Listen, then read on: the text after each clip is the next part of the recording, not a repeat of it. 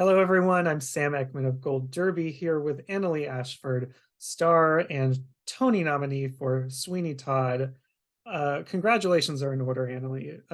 Not only actually on your Tony nomination, but you just won the Drama League Distinguished Performance Award, which is the only acting prize they give out a season. It's a pretty big deal. You can only win it once in your career. What goes through your head when your name was called for that?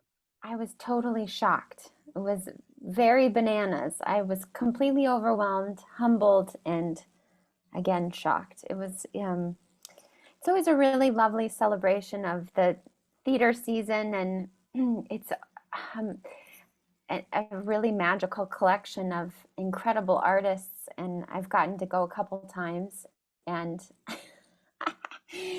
every time I've ever been, when the person who wins, they're always like, "What?"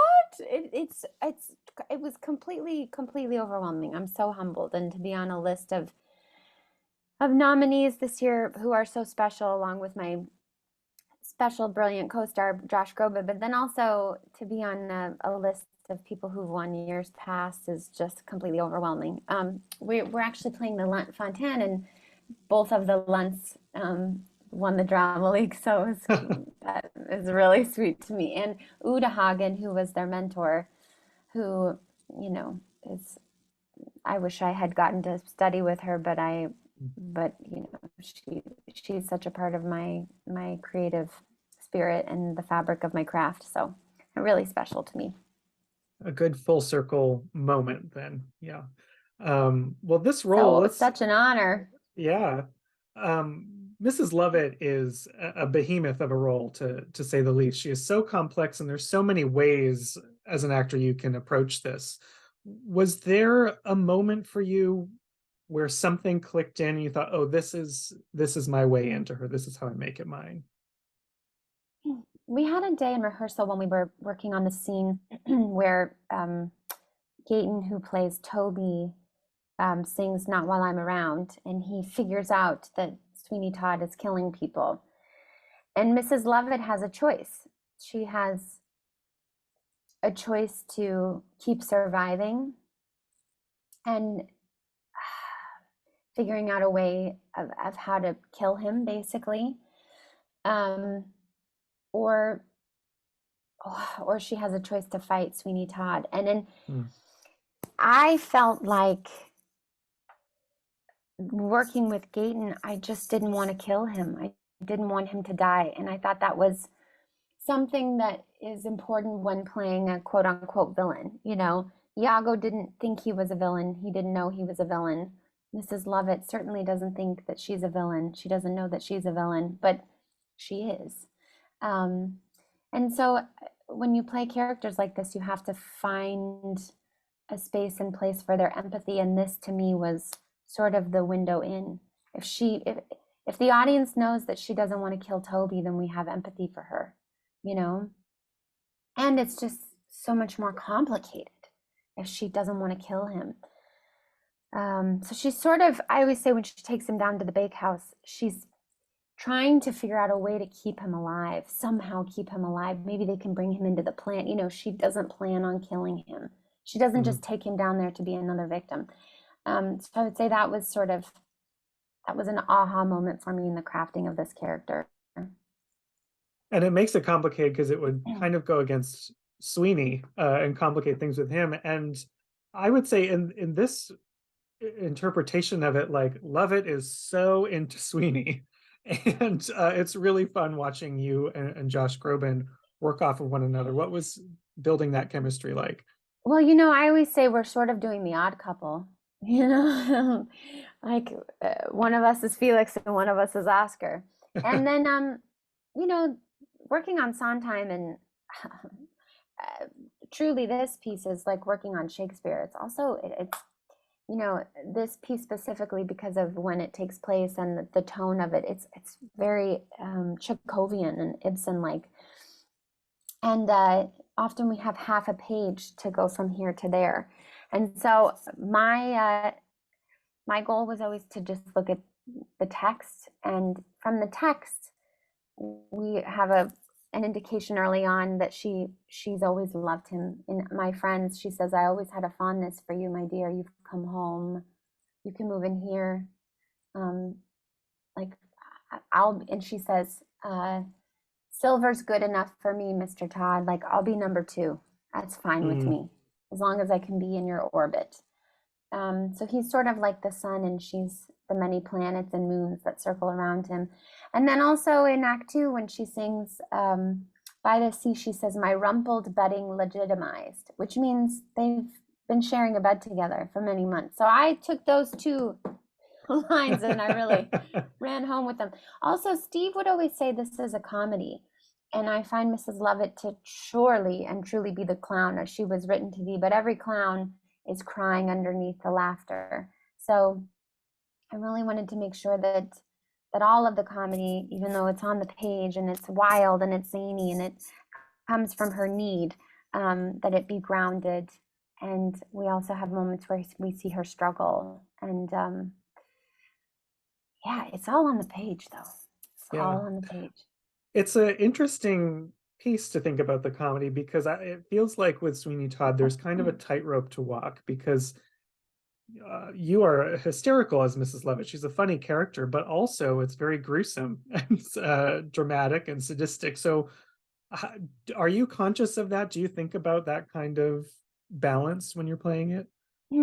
I always just say, what do I want in the scene? How am I going to get it? What is my relationship to the other characters? And,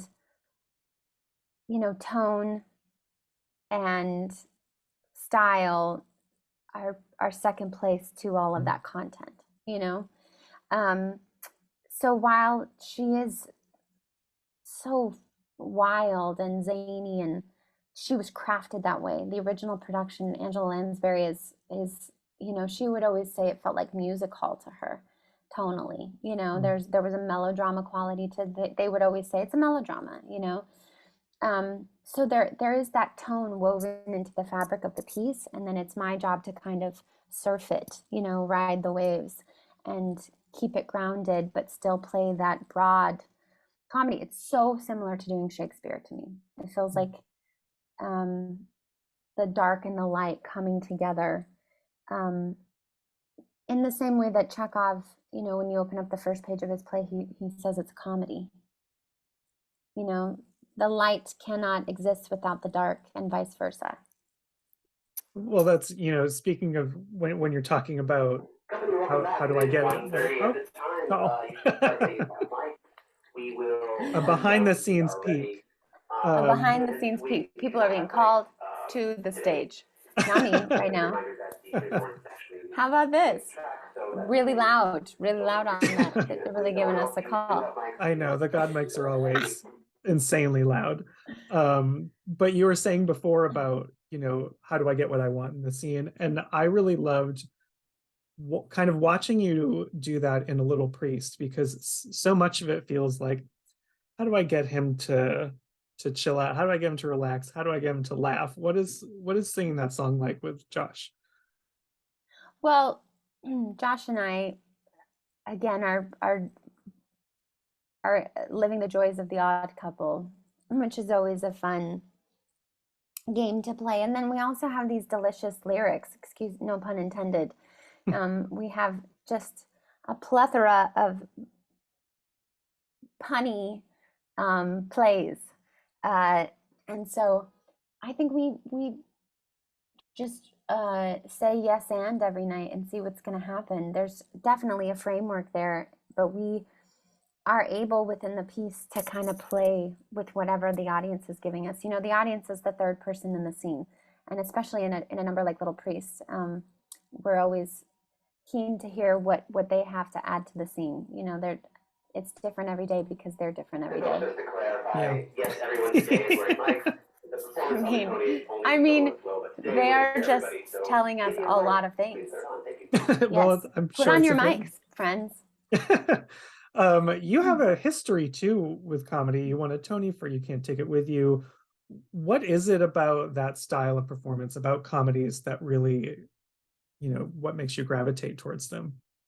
I think it's the hardest. I think, and I think think a lot of folks who get to say that they're an actor for a living would agree with me. It's harder to get a laugh than it is to get people to cry. And you have to be more honest than anything else to get a laugh. And then also, in a long run, balancing comedy is like a science project. You know, there's a science to it. And then there's also jazz to it. You know, there's a flow. Again, the audience is the third person in the scene, so I never know what they're going to do. So I have to listen and respond to them as well as to what's happening on stage. But I think ever since I was a little girl, I've been aware that laughter is medicine to our souls and to our spirits. And even in this dark, gruesome piece that I really think is a cautionary tale about a revenge, you know, and how it is poison, we need some laughter and light to carry us through the evening. I love when people come and they said, I didn't know it was so funny. And it just harkens back to reading all of the things that Steve would always say about the show and interviews that he had, where he'd be like, oh, it's a comedy. It's a comedy. Right. Well, speaking on of Steve, cue. yeah, Very good timing. every end, yeah. Speaking of Steve, this is the second Sondheim musical you've done on Broadway after Sunday in the Park with George. Did you ever get any like advice from him about, you know, his shows, about theater that you carry with you into this production? Yes. You know, Patti LuPone last year, somebody asked her about Steve and she said, I miss him and I miss his notes. And I felt, I feel very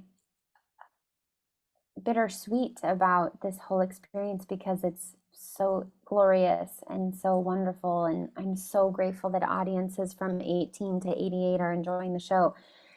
And the reception that we have each night to the piece itself is so extraordinary. And I just think Steve would have been so pleased. So I say, like Patti LuPone, I miss Steve and I miss his notes. I look back at the notes that he gave me for Sunday because they're so applicable to everything I'm doing in Sweeney. You know, it's all about making the story clear so that people know what we're saying and singing, and so they can learn and grow and change and escape for a couple hours. And I know you're also a massive fan, I believe, of Angela Lansbury, who you mentioned before, who originated this role. When you are such a fan of someone who has such an iconic performance, how hard is it to like keep that which has been etched in your mind out of your brain so that you can find your own way to do it? You know, I had a very similar conundrum when I did Sunday in the Park with George, because Bernadette Peters is one of my heroes. And both of which who couldn't be more lovely in person. You know, they both are just as revered as humans as they are on stage. People are just as glowing about their work off stage as their work on. And so they're both, you know, so important to my development as an artist and the kind of actor that I wanted to be. Every time I met Angela Lansbury, I would cry in a weird way and I'd have to walk away. I met her 3 times. I never really actually talked to her because I was like, whoa, I couldn't get myself together. I did the same thing when Julie Andrews came last week, and I made myself go up to her and talk to her because I didn't get to talk to Angela Lansbury. I was too overwhelmed. And why I was overwhelmed is because she is truly like who I want to be when I grow up. She's a wonderful mother. She was a wonderful wife. She was a wonderful human. And she was an incredible character actress. So while I navigate the show every day, I say thank you to her for what she gave me as such a beautiful blueprint. And just like Shakespeare, I know that, you know, the text is there to guide me, and whatever my spirit has to offer for this moment in time is what my spirit will offer. But it certainly feels like getting a vintage pair of shoes that were handed down to me that somebody else crafted and made on their feet, and now I'm just getting to wear them, and the leather is warming and molding to my feet now. Well, now that you do get to do this role, what part of it in your specific iteration of this character, what aspect do you think Angela would appreciate the most and be tickled by the most? I think that I hope that she would be tickled by my little nods to her. I have just a few, they're between me and my show each night, but I just have a couple little baby nods to her. So I hope she'd be tickled by that. I did the same in Sunday in the Park with George. I had a couple little nods to Bernadette. And then I hope that she would be delighted at how audiences are loving the show and how the volume of people who are coming to see it, how excited by Sweeney Todd people are. You know, it's become almost like a piece of our cultural fabric, and I think she would be delighted by that. Oh. Well, I'm sure she would be, and congratulations again on your Tony nomination, Annaleigh. Very well deserved. Thank you. And thanks for Oh, sitting thank down you. and discussing Mrs. Lovett with me. For everyone who's out there watching, subscribe to Gold Derby. Stay with us this season. Thank you so much.